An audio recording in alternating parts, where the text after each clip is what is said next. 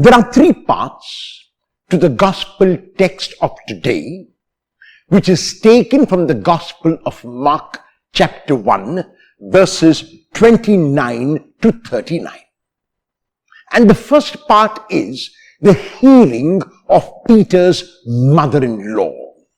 As soon as Jesus enters Peter's house, he sees his mother-in-law who is in bed, laid down by a fever. Jesus takes her by the hand and lifts her up, and the fever leaves her. A sign that she was truly healed is given immediately when we are told that she got up and began to serve them. Immediate relief, immediate healing results in the person being so grateful, not reveling it in herself, but reaching out in service, reaching out to others. This is exactly what Peter's mother-in-law does. And so the point which Mark is making is that healing is also for service.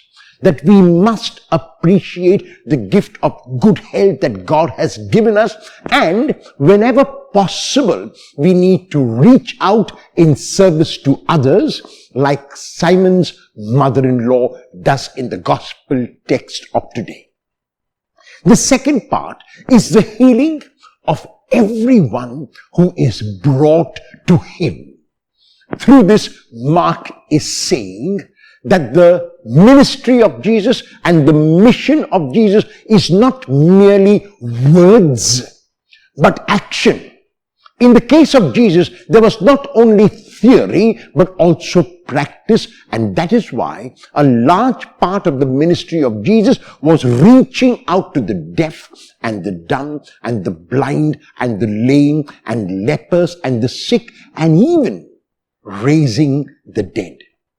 Jesus does all of that in this summary statement which Mark gives us by telling us what exactly this kingdom means.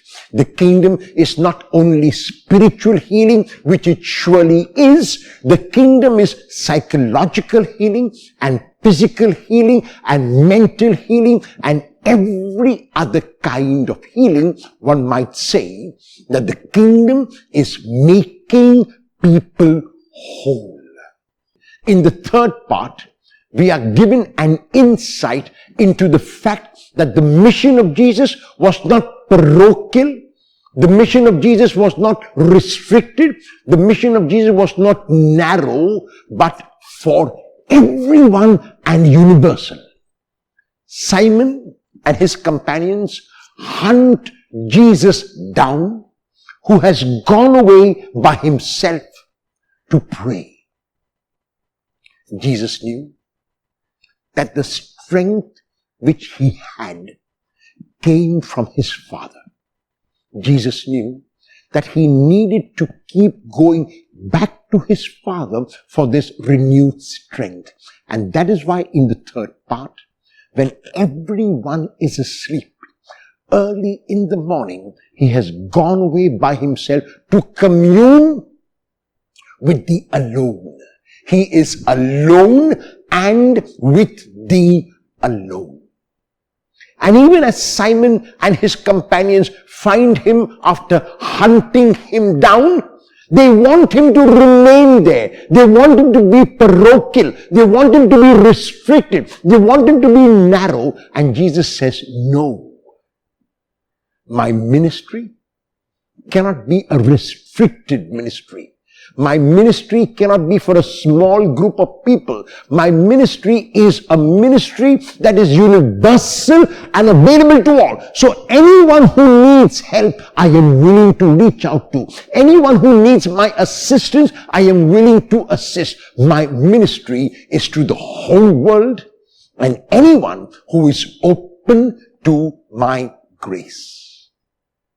The Lord is inviting us to continue that ministry today. The Lord is inviting us first to appreciate the gift of good health and to use this gift not only for myself, but even for others. The Lord is inviting us to look at my own frailty and to approach Him for this healing and holiness that I need.